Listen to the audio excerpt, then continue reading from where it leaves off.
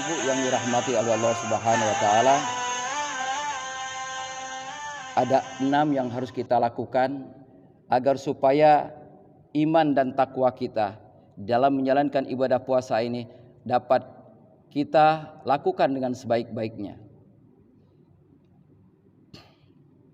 Yang pertama, di samping kita bisa menahan lapar dan dahaga, kita harus bisa menahan pandangan kita dari hal-hal yang diharamkan oleh Allah Subhanahu wa taala. Pandangan ini sebagaimana sabdanya Rasulullah, dia mengatakan bahwa pandanganmu adalah anak panah yang beracun dari panah-panahnya syaitan.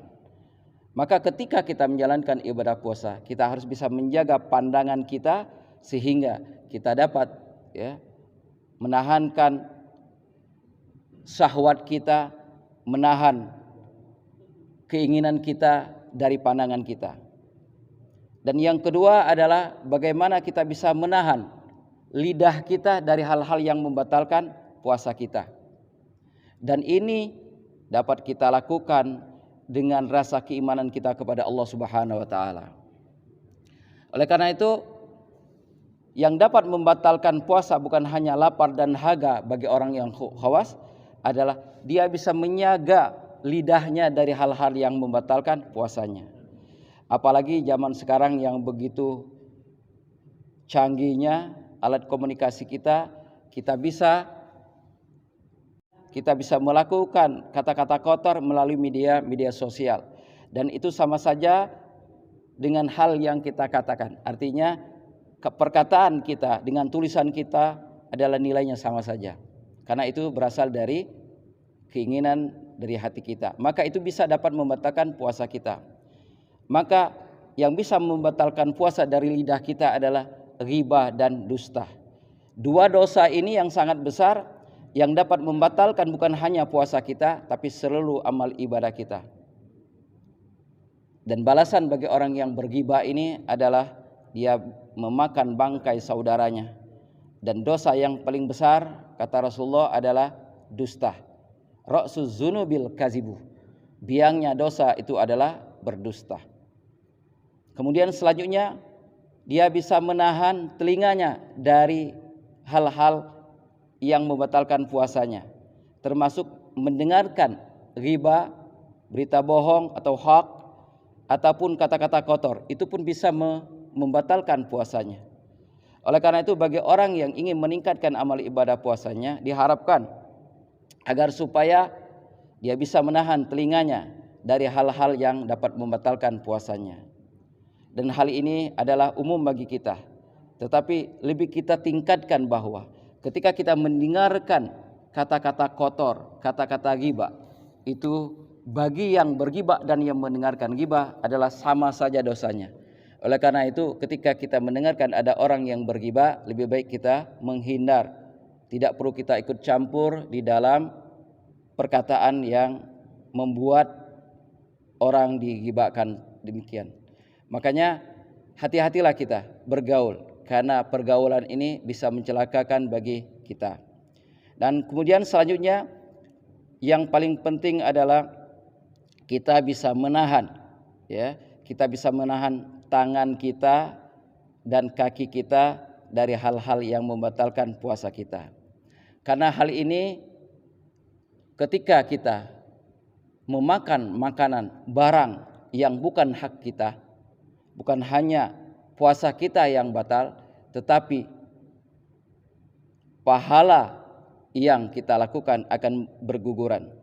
Kita memakan hak orang lain, kita memakan barang yang bukan hak kita, dan kita melangkah ke tempat-tempat yang maksiat, itu akan menjadi pembatal puasa kita. Maka ketika kita melakukan hal yang demikian, tidak ada peningkatan dalam ibadah puasa kita, maka doa Jibril tadi yang mengatakan celakalah seorang hamba yang mendapati bulan Ramadan namun doanya tidak diampuni, namun dosanya tidak diampuni oleh Allah Subhanahu wa taala.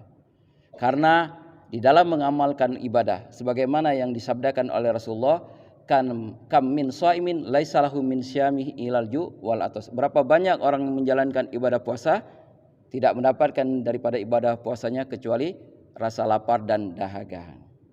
Masyiral muslimin yang dirahmati oleh Allah Subhanahu wa taala. Doa yang kedua yang diaminkan oleh Rasulullah adalah celakalah seseorang yang mendapatkan kedua orang tuanya yang masih berada bersama mereka tetapi tidak menyebabkan dia masuk ke dalam surga. Ternyata dosa besar setelah syirik kepada Allah adalah durhaka kepada orang tua kita. Ketika kita melaksanakan suatu dosa yang menyebabkan orang tua kita sakit hatinya, itu merupakan suatu dosa yang lebih besar setelah syirik kepada Allah Subhanahu wa taala. Karena dalam Al-Qur'an disebutkan waskurli waliwalidaika. Ini satu ayat yang selalu digandengkan oleh Allah Subhanahu wa taala. Bersyukurlah kepadaku dan berterima kasihlah kepada kedua orang tuamu.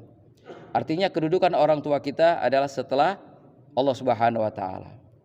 Oleh karena itu puasa kita yang dilakukan di bulan Ramadan ini menjadi tonggak bagi kita meningkatkan iman dan takwa kita, dan kepada kedua orang tua kita harus kita lebih menghormati dan lebih memuliakannya. Karena dosa kita terhadap kedua orang tua kita lebih besar daripada dosa-dosa yang lainnya. Kemudian yang ketiga, celakalah kata Rasulullah, yang kata Jibril, apabila namamu disebut tetapi tidak berselawat kepadamu. Jadi ketika seorang penceramah atau seorang khatib menyebutkan nama Rasulullah, kita yang mendengarnya diharuskan membaca selawat kepada Rasulullah. Sehingga Rasulullah pun mengatakan, orang yang paling pelit itu adalah orang yang apabila disebut nama Allah, disebut nama Rasulullah tetapi tidak berselawat kepadaku. Itulah orang yang paling pelit. Masyiral muslimin yang berbahagia, bulan Ramadan adalah bulan yang penuh dengan keberkahan, bulan yang penuh dengan pengampunan dan rahmat dari Allah Subhanahu wa taala. Oleh karena itu, marilah kita memanfaatkan bulan ini sebaik-baiknya. Kita sekarang di bulan Sya'ban, yang dimana bulan Sya'ban ini Rasulullah SAW menerima wahyu tentang perintah salawat kepada beliau. Dalam surat Al-Ahzab ayat 56, Innallaha wa malaikatahu yusholluna 'alan nabi ya ayyuhalladzina amanu shollu 'alaihi wa sallimu taslima. Maka kita diperintahkan memperbanyak salawat di bulan Sya'ban ini dan memperbanyak sedekah. Ini perintah Rasulullah. Kita diperbanyak sedekah karena di bulan Sya'ban ini semua amal ibadah kita menjadi double, bisa ditingkatkan oleh Allah Subhanahu wa taala. Apalagi setelah itu memasuki bulan suci Ramadan, maka bukan hanya double tetapi banyak bonus-bonus yang akan kita dapatkan di dalam bulan Ramadan itu. Oleh karena itu, saya lihat di pengumuman di masjid ini ada pembangunan menara, pembangunan tempat penjaga dan juga tempat rumahnya imam dan TKTPA kalau nggak salah. Ini adalah kesempatan emas bagi kita untuk memberikan sumbangan, untuk memberikan wakaf, untuk memberikan amal jariah kita. Sebagaimana yang Rasulullah katakan, iza mata ibnu Adam in qata amaluhu ila min salasin. Apabila anak Adam kita semua meninggal dunia, maka terputuslah hubungan dengan dunia ini, kecuali yang terus mengalir kepada kita hanya 3, ila min salasin. Yang pertama adalah sedekatin jariyah. Ini kesempatan emas bagi kita, sedekatun jariyah. Ada fasilitas yang disiapkan investasi akhirat, yang mana apabila kita berinvestasi maka amal jariah kita terus mengalir. Dan salah satu fungsi daripada masjid bukan hanya ibadah saja tetapi pendidikan. Dan saya lihat di masjid ini belum ada yang namanya tempat pendidikan, tempat TKTPA, yang mana TKTPA ini adalah kita bisa mendidik, mengajar generasi berikutnya agar menjadi generasi Qur'ani yang akan menjadi fasilitas bagi kita untuk dapat merebutnya surganya Allah Subhanahu wa taala. Sedekah jariyah. Ini kesempatan emas bagi kita. Yang kedua adalah ilmu yang tafau bihi, ilmu yang bermanfaat. Mungkin kita tidak bisa mengajar karena kekurangan ilmu kita. Mungkin kita tidak bisa mengajar karena tidak ada waktu bagi kita. Tetapi dengan menyumbang ya pembangunan TKTPA itu sama saja kita memberikan ilmu kepada orang-orang yang akan belajar. Maka amal jariah kita dapatkan, ilmu yang bermanfaat akan terus mengalir. Semua orang yang belajar di fasilitas itu kita mendapatkan pahalanya. Ya. Jadi orang yang belajar di situ akan mendapatkan pahala bagi orang yang menyumbang tempat belajar itu. Dan yang ketiga adalah waladin solihin yad'u lahu. Di tempat itu kita akan mendidik anak-anak yang soleh. Artinya ketiga-tiganya ketika kita menyumbang fasilitas masjid untuk membangun pendidikan, kita akan mendapatkannya. Sedekah jariah kita dapatkan, ilmu yang bermanfaat karena di sana orang-orang belajar dan akan mendapatkan ilmunya. Kita yang menyumbang akan mendapatkan pahala daripada ilmu yang diajarkan dan yang dipelajari. Kemudian waladin solehin, ya doa anak yang soleh yang mendoakan, baik itu anak secara biologis, anak keturunan kita, juga anak orang-orang lain yang menjadi anak didik kita, itu termasuk juga anak-anak kita. Artinya ketiga-tiganya itu akan menjadi fasilitas investasi kita untuk mendapatkan surga Allah Subhanahu wa taala dan pahalanya terus mengalir kepada kita. Itu namanya amal jariah bagi kita. Bukan sebaliknya, ya. Ini terkadang ada pembangunan misalkan panggung hiburan, paling rajin dia nyumbang. Kalau ada organ tunggal, ya, dia nyumbang musik, menyumbang alat musik dan sebagainya. Setiap kali orang yang menabuh alat musik itu dosanya mengalir kepadanya. Karena di dalam hadisnya Rasulullah salah satunya mizmar, itu suling, itu haram hukumnya. Ya, kemudian gitar juga di dalam hadisnya dilarang, ya. Karena itu mizmar daripada mizmarnya syaitan. Ya. Karena bisa mengundang syahwatnya kita untuk bermaksiat kepada Allah Subhanahu wa taala. Banyak orang yang melakukan hal-hal yang demikian, bersemangat di dalam bermaksiat kepada Allah, tetapi diajak untuk investasi akhirat, mereka merasa enggan. Oleh karena itu ini kesempatan emas bagi kita sebelum Allah memanggil kita di hadapannya, ya, kita pergunakan harta kita agar supaya menjadi syafaat bagi kita di yaumil akhirat nanti. Bapak Ibu yang dirahmati oleh Allah Subhanahu wa taala. Doa yang ketiga oleh Jibril tadi, yang pertama oleh Jibril tadi, ya, seorang hamba tidak mendapatkan bulan Ramadan namun dosanya tidak diampuni oleh Allah. Dosa kita kepada Allah mungkin Allah mudah memaafkan kita. Tapi dosa di antara kita Allah mungkin bahkan tidak memaafkan kita sebelum di antara kita saling memaafkan. Oleh karena itu pada kesempatan kali ini saya mengucapkan mohon maaf lahir dan batin apapun, ya, kesalahan yang saya lakukan, baik itu ucapan, tingkah laku ataupun sifatnya, akhlaknya dan sebagainya. Saya mohon maaf lahir dan batin. Dan saya harapkan nanti sebelum kita bubar dari masjid ini kita bersalam-salaman agar supaya ketika kita memasuki bulan Ramadan ini kita semua dalam keadaan bersih, tidak ada dusta di antara kita, tidak ada ghibah di antara kita, tidak ada kata-kata menyakitkan di antara kita. Mungkin dalam pergaulan kita baik melalui media sosial ataupun dalam pertemuan kita ada perilaku, perkataan yang menyinggung perasaan sesama kita, kita saling memaafkan sehingga kita terlepas daripada dosa-dosa yang mungkin menyangkut, ya, baik dengan saudara dekat kita, tetangga kita dan sesama kita kaum muslimin. Ma'asyiral muslimin yang dirahmati oleh Allah Subhanahu wa taala, saya lebih banyak sekarang ini memberikan waktu untuk bertanya kepada Bapak Ibu, siapapun yang bertanya tentang masalah apapun, baik tentang masalah puasa, baik tentang masalah wakaf, zakat dan sebagainya ataupun masalah ibadah-ibadah yang lainnya.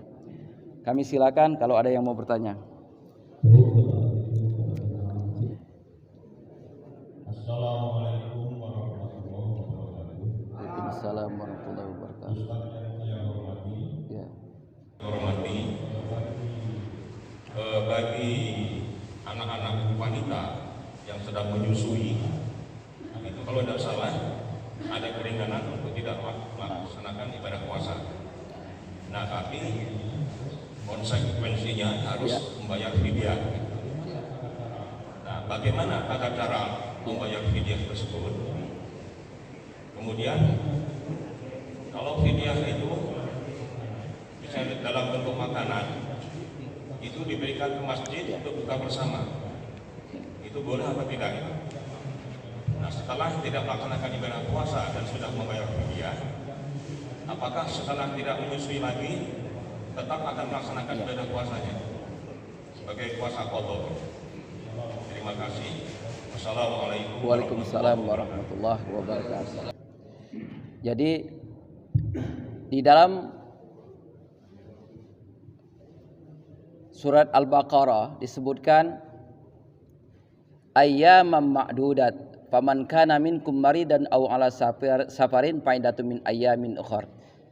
Jadi ada keringanan bagi kita dalam perjalanan atau sakit, itu pada umumnya meninggalkan ibadah puasa dan diganti di hari-hari yang lainnya.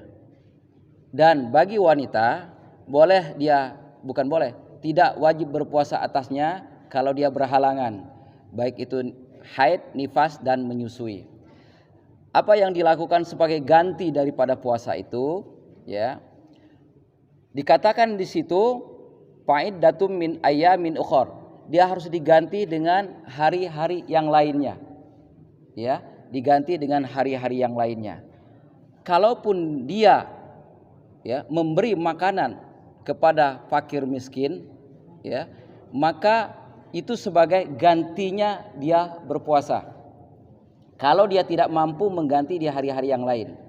Jadi ada begini Pak, kalau dia tidak mampu mengganti di hari-hari yang lain, boleh dia memberi makan fakir miskin setiap hari 1 mud, dan itu diberikan kepada fakir miskin.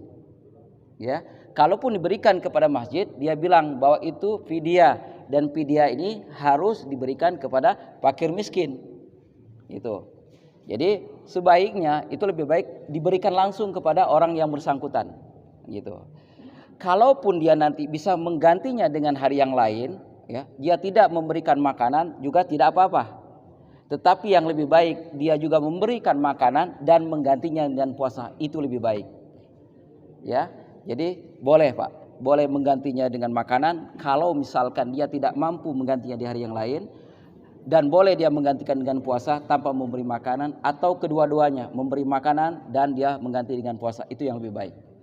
Jadi sebenarnya yang afdol tuh harian Pak. Kalau ingin afdol, hari ini dia tidak berpuasa, hari ini dia mengasih makan, itu yang afdol. Walaupun boleh nanti dikumpulkan ketika sebelum Idul Fitrinya. 1 mutu gini. Kalau bahasa ini nah, seperti apa nih? 1 tenggok tangan begini. Ini 1 mut.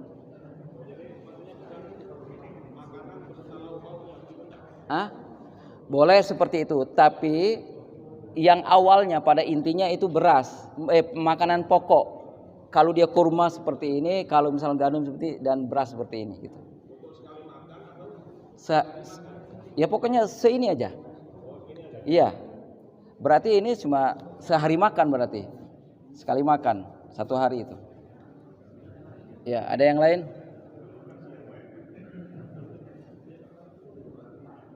Ya. Assalamualaikum warahmatullahi wabarakatuh. Cuma ada 2 pertanyaan. Yang pertama, apa yang harus kita buat agar kita tidak berucap, tidak bertingkah laku ataupun berbuat yang merusak ataupun membatalkan puasa. Yang kedua, bagaimana bunyi hadis yang mengatakan bahwa sepertiga bulan Ramadan adalah penuh rahmat, yang kedua penuh ampunan, yang ketiga akan dijauhkan dari api neraka, dan bagaimana penjabarannya. Terima kasih.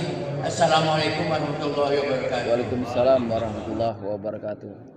Pertanyaannya singkat tapi sangat, ya.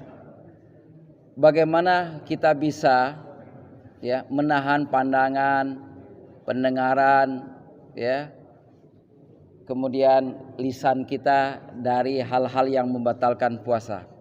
Yang pertama, Pak, jadikan puasa ini, ya, suatu ibadah yang dapat menghapuskan dosa-dosa kita dan meningkatkan iman dan takwa kita kepada Allah. Sehingga kita merasa bahwa apabila saya melakukan hal yang demikian, maka hal ini akan menjadi sia-sia. Jadi kita harus memahami dulu tujuan daripada puasa itu. La'alakum tattaqun, agar kalian menjadi orang yang bertakwa. Artinya kalau kita melakukan hal yang demikian, maka derajat takwa kita tidak akan kita capai. Sedangkan takwa itu fasilitas, suatu peringkat yang dapat memasukkan kita di dalam surga Allah, sebagaimana Allah firmankan dalam surah Al-Imran, ya, wasari'u ila maghfiratin min rabbikum wa jannatin arduhas samawati wal ardh wa iddat lil muttaqin. Bersegeralah kamu, ya, kepada ampunan Allah dan kepada surganya, yang mana surga ini seluas bumi dan langit, yang disiapkan bagi orang-orang yang bertakwa. Maka dengan takwa inilah, derajat takwa inilah kita bisa masuk ke dalam surga Allah Subhanahu wa taala. Itu yang pertama. Selain daripada itu, kita memperdalami apa akibat dari perbuatan kita, daripada ghibah yang kita lakukan, dari dusta yang kita lakukan, dari pandangan yang kita lakukan, kemudian dari hal-hal yang dapat membatalkan puasa yang lainnya. Ada suatu, saya tambahin, dari Abu Salamah. Ketika itu Rasulullah SAW bersabda. Apa kata Rasulullah?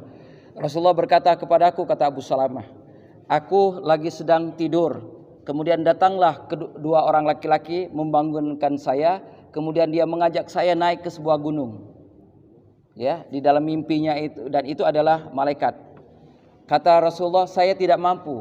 Kata malaikat itu, kata dua orang itu, biarlah saya yang akan membawamu. Akhirnya mereka naiklah di suatu gunung, dan di suatu gunung itu dia melihat ada seseorang yang mana orang itu telah tergantung, ya, kakinya itu digantung dengan kaki di atas. Jadi urat kaki leher itu dikait dengan seperti besi gitu. Jadi atas, kaki di atas, kepala di bawah. Kemudian bibirnya itu pecah luka dan mengeluarkan darah. Ditanya oleh Rasulullah, ya malaikat, katanya, siapa itu orang? Itulah orang yang berbuka sebelum waktunya.